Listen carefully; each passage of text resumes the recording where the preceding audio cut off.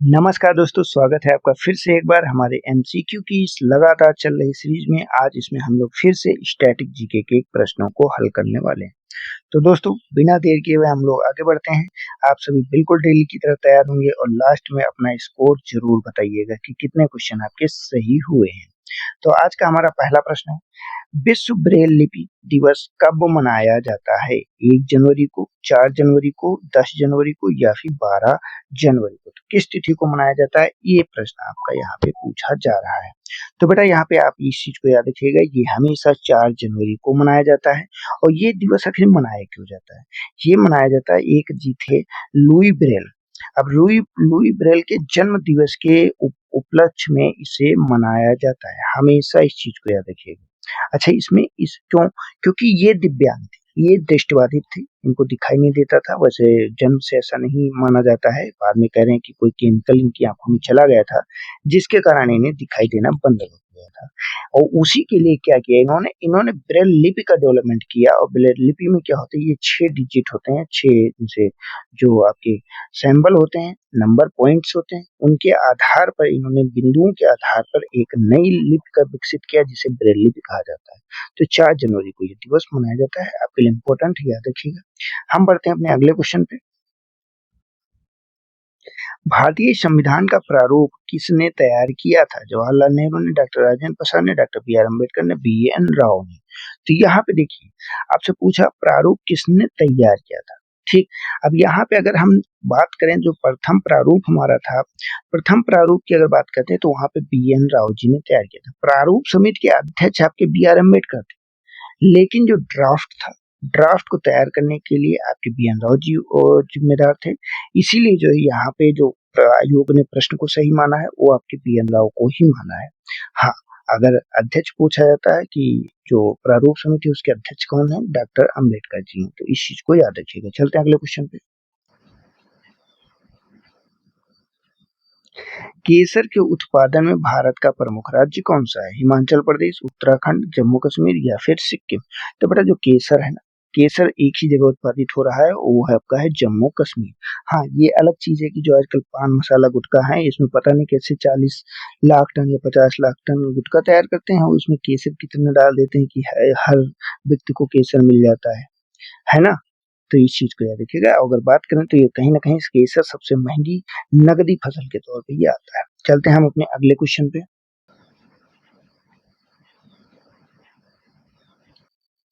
दादा साहब फाल्के पुरस्कार किस क्षेत्र से संबंधित है? साहित्य के, पत्रकारिता से, खेल से या फिर सिनेमा से संबंधित है? तो यहाँ पे आपको याद रखना है कि ये संबंधित किससे है। तो ये आपका सिनेमा जगत से संबंधित है। और दादा साहब फाल्के जो है, ये भारतीय सिनेमा का सर्वोच्च सम्मान है। और ये जो आजीवन योगदान देते हैं, इसमें फिल्म जगत में या सिनेमा में, उनको ये प्रदान किया जाता है, उनकी अद्वितीय उपलब्धि के कारण। चलते हैं अगले क्वेश्चन पे। भारत का सबसे पुराना उच्च न्यायालय कौन सा है? दिल्ली उच्च न्यायालय, मद्रास उच्च न्यायालय, कलकत्ता उच्च न्यायालय या फिर बॉम्बे उच्च न्यायालय? तो यहाँ पे बेटा याद रखिएगा, जो सबसे पुराना उच्च न्यायालय है, ये आपका कलकत्ता उच्च न्यायालय है। कब स्थापित किया गया था? 1862 में स्थापित किया गया था। और इसके बाद बॉम्बे और मद्रास उच्च न्यायालय को स्थापित किया गया था। तो इसलिए ये आपके लिए इम्पोर्टेंट हो जाता है। चलते हैं अगले क्वेश्चन पे।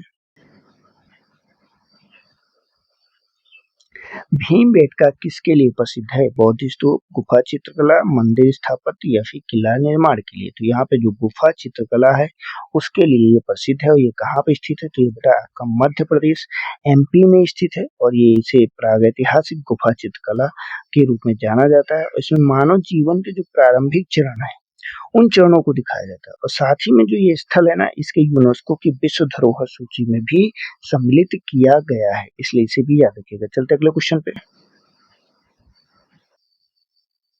भारत का सबसे बड़ा कॉफी उत्पादक राज्य कौन सा है? केरल है, तमिलनाडु है, कर्नाटक है या फिर आंध्र प्रदेश है?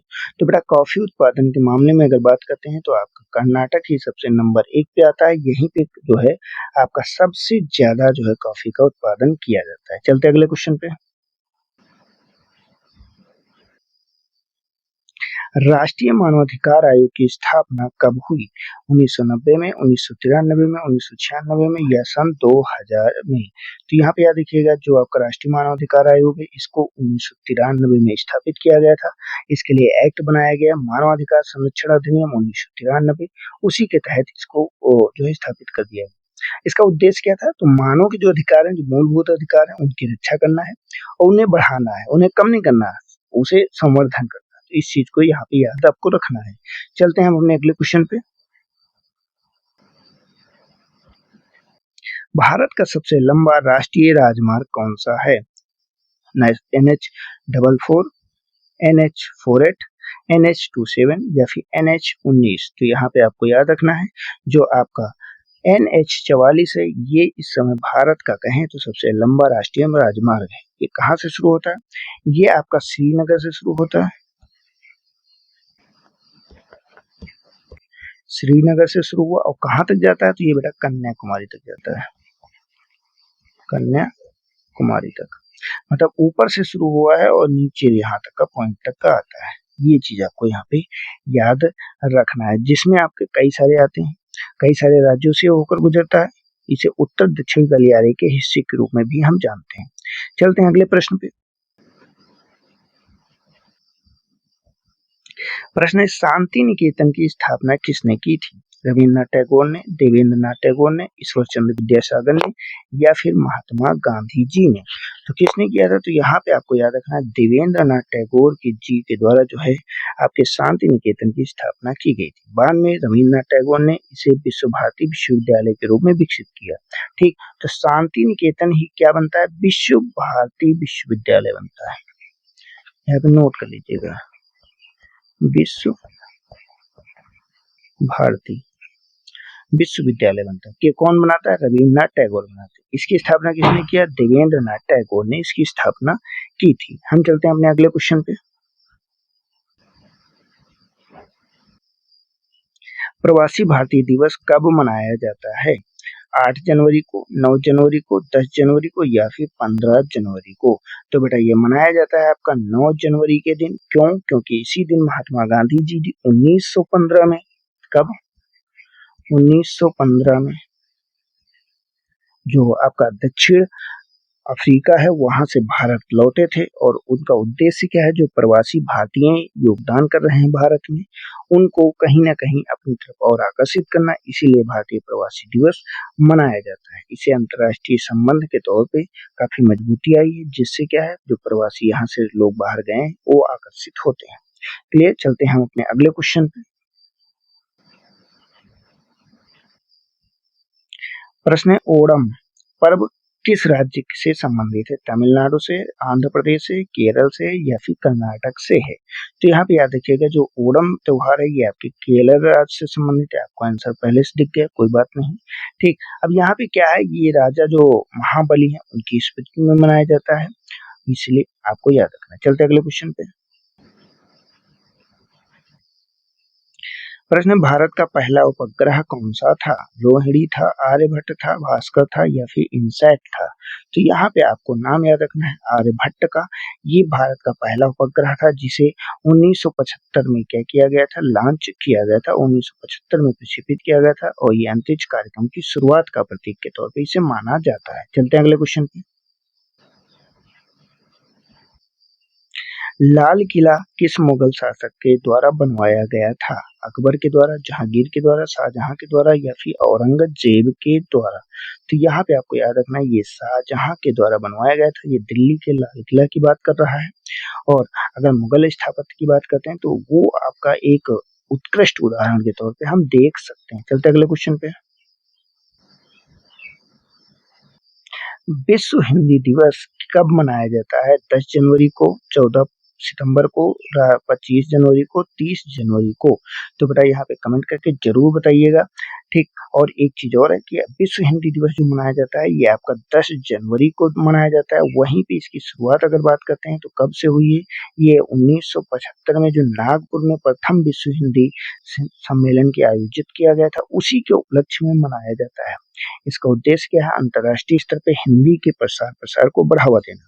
और वहीं पे अगर बात करते हैं भारत में हिंदी दिवस कब मनाया था? वो बेटा 14 सितंबर को मनाया था। दोनों इसमें विकल्प दिए गए हैं, तो जल्दबाजी में ह्यूमन एरर मत करिएगा कि भारत का पूछा विश्व को मार दीजिए, विश्व का पूछा भारत को मार दीजिए, है ना। तो इस चीज को यहाँ पे ना करिए। चलते अगले क्वेश्चन पे देख लेते हैं। आज की सीरीज में कितने क्वेश्चन आपके सही हुए वो स्कोर कार्ड में जरूर बताइएगा। साथ ही में यूनेस्को का मुख्यालय कहाँ पर स्थित है? न्यूयॉर्क में है, जिनेवा में है, पेरिस में है, लंदन में है। तो इस चीज का भी कमेंट करके आपको बताना है। चलते हैं हम देख लेते हैं। कल जो हमने प्रश्न पूछा था उसका उत्तर हमने पूछा था राष्ट्रीय आय का अध्ययन किस विषय के अंतर्गत आता है। तो यहाँ पे सिंपल सा है, भौतिक भूगोल, राजनीति विज्ञान, अर्थशास्त्र या फिर समाजशास्त्र।